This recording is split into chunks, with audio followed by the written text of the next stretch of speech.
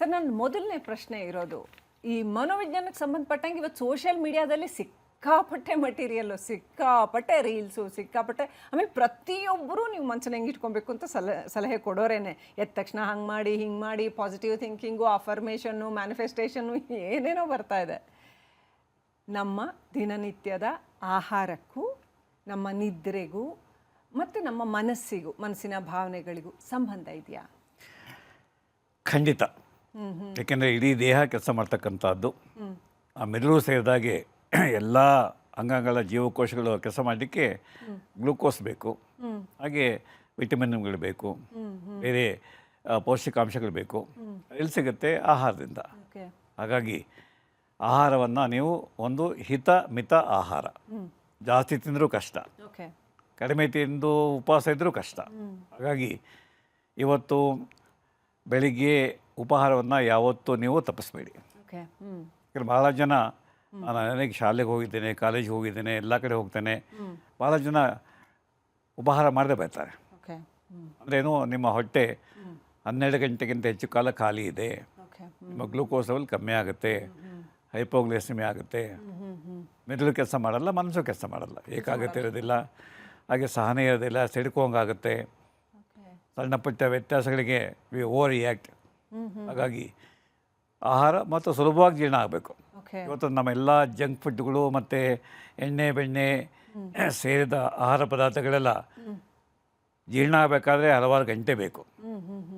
ರಕ್ತಗತವಾಗಿ ಮೆದುಳಿಗೆ ಹೋಗಬೇಕಾದ್ರೆ ಇನ್ನೂ ಸಮಯ ಜಾಸ್ತಿ ಬೇಕಾಗುತ್ತೆ. ಹಾಗಾಗಿ ಸುಲಭವಾಗಿ ಜೀರ್ಣ ಆಗ್ತಕ್ಕಂಥ ಸಾತ್ವಿಕ ಆಹಾರ, ಅದರಲ್ಲೂ ಹಣ್ಣುಗಳು, ತರಕಾರಿಗಳು ಹೆಚ್ಚು ಬಳಸ್ತಕ್ಕಂಥದ್ದು. ಅದೆಲ್ಲ ಮನಸ್ಸಿಗೆ ಖುಷಿ ಕೊಡುತ್ತೆ. ಹೌದು, ಅದು ಒಂದು ಮೆದುಳು. ಯಾಕೆಂದರೆ ಮನಸ್ಸಿರೋದು ಮೆದುಳಲ್ಲಿ. ಮೆದುಳಿನಲ್ಲಿ 10,000 ಕೋಟಿ ನರಕೋಶಗಳಿದ್ದಾವೆ. ಎಷ್ಟು? 10,000 ಕೋಟಿ ನರಕೋಶಗಳು. ಆ ನರಕೋಶಗಳಿಗೆ ಹಾಗೆ ಹೃದಯಕ್ಕೆ ನರಕೋಶಗಳು, ಜೀವಕೋಶಗಳಿದ್ದಾವೆ.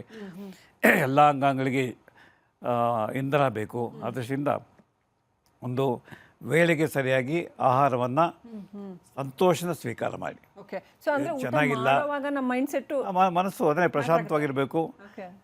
ಯಾಕೆಂದರೆ ಪ್ರಸಾದವಾಗಿ ಸ್ವೀಕಾರ ಮಾಡಿ ಅಂತ ಹೇಳ್ತೇವೆ. ನೀವು ದೇವಸ್ಥಾನಕ್ಕೆ ಹೋಗಿ ಊಟ ಮಾಡಿ ಅಂತ ಹೇಳಲ್ಲ, ಪ್ರಸಾದ ಸ್ವೀಕಾರ ಮಾಡಿ. ಅಂದ್ರೇನು? ಇದು ದೇವರು ಕೊಟ್ಟಂಥ ಆಹಾರ, ಅದು ಚೆನ್ನಾಗಿಲ್ಲ, ಉಪ್ಪು ಜಾಸ್ತಿ, ಖಾರ ಜಾಸ್ತಿ, ಅಥವಾ ಇದು ನನಗೆ ಇಷ್ಟ ಆಗಲ್ಲ, ಮೊದಲೇ ಆಯ್ಕೆ ಮಾಡಿಕೊಂಡು ನಿಮಗೆ ಇಷ್ಟವಾದ ಪದಾರ್ಥಗಳನ್ನ ಮುಂದೆ ಇಟ್ಕೊಳ್ಳಿ, ಸಂತೋಷದಿಂದ.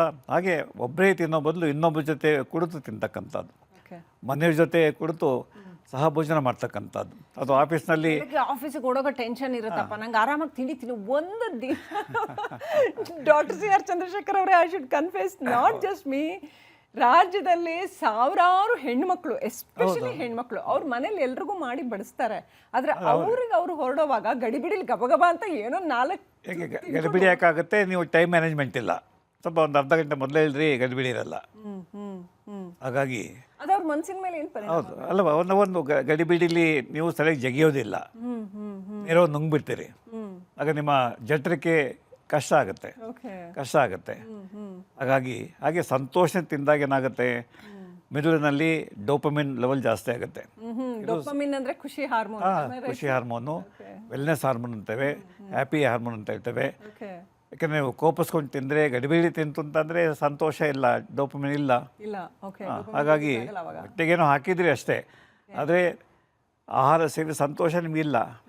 ಹಾಗಾಗಿ ಆಹಾರವನ್ನು ಸೇವಿಸಿ ಸಂತೋಷ ಪಡಬೇಕು, ಸಂತೋಷದಿಂದ ಆಹಾರ ಸೇವನೆ ಮಾಡಬೇಕು.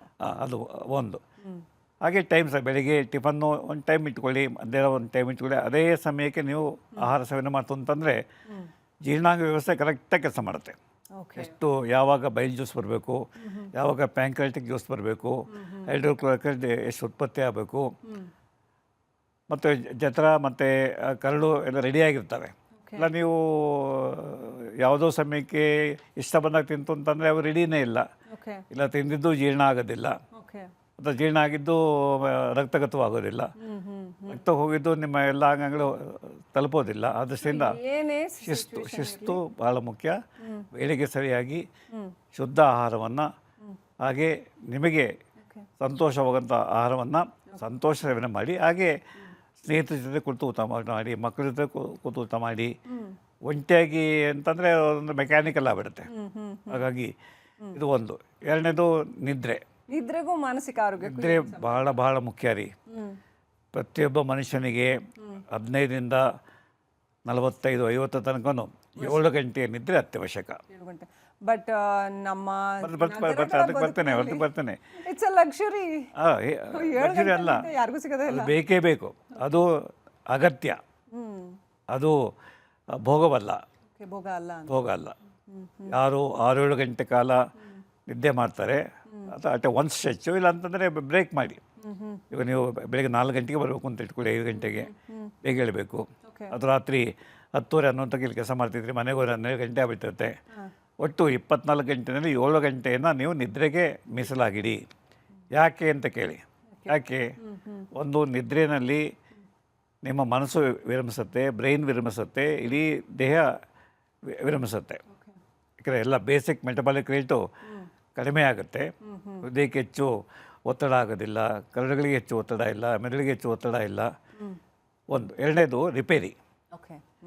ನೀವು ಹಗಲೊತ್ತಿನಲ್ಲಿ ಕೆಲಸ ಮಾಡುವಾಗ, ಈಗ ನಾವಿಬ್ಬರು ಕೆಲಸ ಮಾಡ್ತಾ ಇದ್ದೇವೆ, ಮಾತಾಡ್ತಾ ಇದ್ದೇವೆ, ಸೊ ಜೀವಕೋಶಗಳು ಕೆಲವು ಆಯಾಸಗೊಳ್ಳುತ್ತವೆ, ಕೆಲವು ನಶಿಸಿ ಹೋಗ್ತವೆ.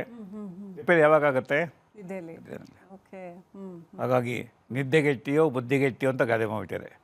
ನಿದ್ದೆಗೆಟ್ಟಿಯೋ ಬುದ್ಧಿಗೆಟ್ಟಿಯೋ ಅಂತ. ಕೆಲವರೆಲ್ಲ ನಂಗೆ ತುಂಬ ಯೋಚನೆ ಆಗುತ್ತೆ. ಒಂದು ನಿದ್ದೆ ಹೋಗುವಾಗ ದಯವಿಟ್ಟು ಚಿಂತೆ ಮಾಡಬೇಡಿ. ಚಿಂತೆಯೇ ನಿದ್ರೆಯ ಪ್ರಥಮ ಶತ್ರು.